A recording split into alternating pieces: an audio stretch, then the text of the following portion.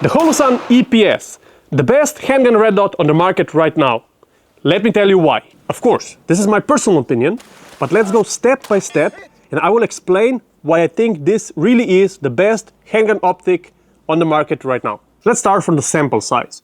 So I own 3 EPS red dots. 2 of them have a high round count, but I also know that Samo has one and a couple of other friends, and nobody had any issues with it yet.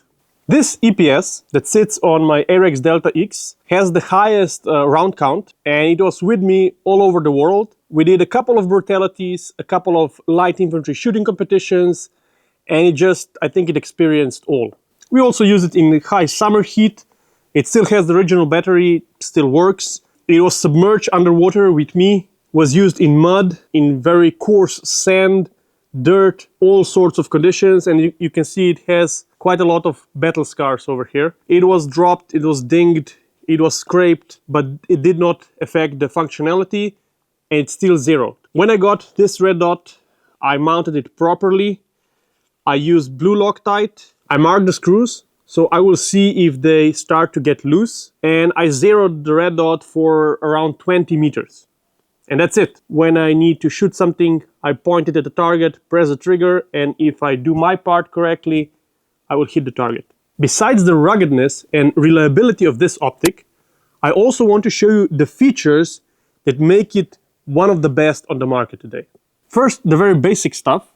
The optic comes with an adapter plate, a couple of screws, and a tool to mount it on your gun. The red dot turns on with this plus or minus buttons on the side.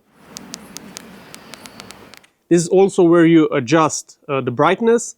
It is definitely daylight bright, and even at the most powerful sun at noon, you can clearly see the dot. So no issues here. And the adjustment knobs here for windage and for elevation are a bit small, but when you move them, they click into position.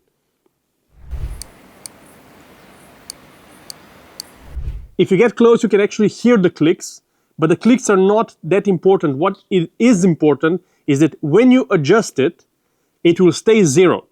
That maybe seems a bit trivial to mention, but there are actually still optics on the market today that will not hold zero or they will not adjust properly. So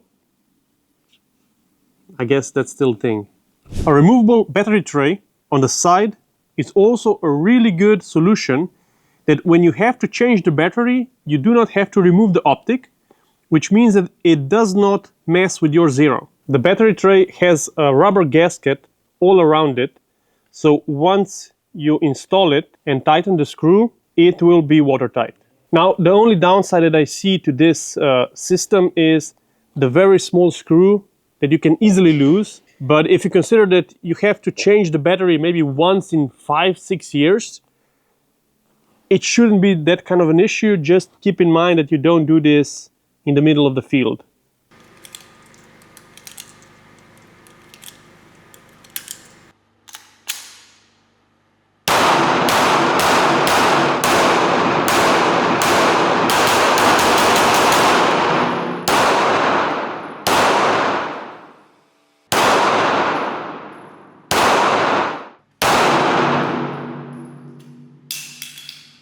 Now, the 3 most important features that make this optic so great.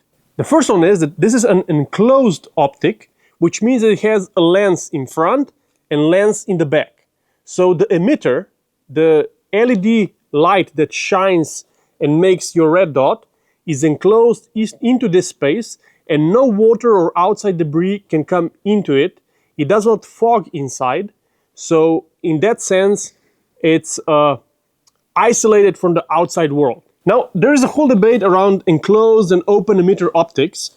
People arguing which one is better, what should you get for your handgun. I will say a couple of points that are my own views, but I personally think that enclosed emitter optics are better, and they are the future. Simply put, if you have an open emitter optic, there is more chance for it not working. It could be lint from your pants or your t-shirt when you're concealed carrying, and it comes in the wrong spot, the optic is down. Maybe it's just you're on a competition and there's rain and a droplet comes into the emitter, the optic will not work. Or you're at some kind of tactical shooting competition and sand, mud, or dirt comes into there, it will render your optic inoperable. And all of the three cases that I just mentioned, I seen them and I actually experienced them in person. Now, luckily, it was not a life and death situation, but it did cost me a stage or two at a competition. Now look, I don't think that everyone now has to go and buy enclosed emitter optics because it's not necessary. Open emitter optics are really good, and if you use it for range time, if you use it for competitions, for a lot of stuff, they are perfectly good. They're usually cheaper, less expensive than closed emitter optics, and they work just as fine. And even competitors use them even in rainy conditions, but you will see that they use covers or they maybe they blow into the optic to try to clear the emitter. There are ways to mitigate that. But I really think that this is the future, because just look at the rifle optics. You know, at first you had reflex red dots, and now we all run primarily, I think, enclosed red dots. I think this will sooner or later also happen for pistols, because it just makes sense. The second really good feature of this red dot is that for its small compact size, it has a relatively very large window. I think this is very important, at least for me. I want to see as much as I can for my sight picture. And if you look at some of the other enclosed emitters on the market today, you will see that they're bigger and they actually have a smaller window for some reason. I don't know why. Maybe it's for ruggedness or whatever, but it does not make sense for me. I prefer as big window as I can fit into the optic. And the third feature is that it has very clear lenses. The thing with red dots is that the front lens has to somehow reflect the red dot towards you so you can see it. So usually they achieve this by applying different kind of coatings on the front lens of the red dot.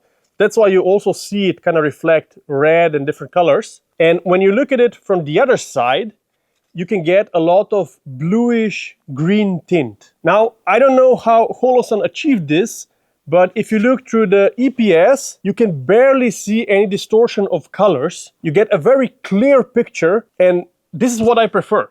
Now, honestly, you can shoot with red dots even if you have your picture occluded.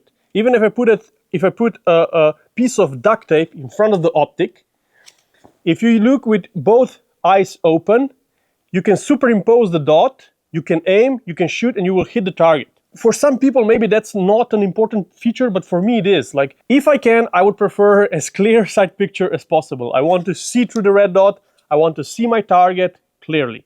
And Holosun somehow managed to achieve this with the EPS, and that's why I love it even more. Also, when using this optic in quite extreme conditions, I found out about two really good design choices. So first one is that, of course, this optic has a very nice aluminum body that covers it and protects it, and the front lens recessed a bit inside, and this helps with any stuff bumping in the front. Or, for example, if you have to rag the slide with one hand on your pistol, when you do that, you will not touch the front lens, you will not damage it. The second one is that the rear lens here is flush with the body, and I didn't know why this would be an advantage until recently when we were in Finland for Finnish Brutality, and I had to do a jump into muddy water with my pistol and everything, and I had to shoot. What happened is that muddy water gets in on your lens, and because the lens is like this, flush with the body, you can use your thumb to wipe it off. You can't see, you can see. And this is why I think Holosun EPS is the best pistol red dot on the market today. Now you can go in the comments below and tell me why I'm wrong.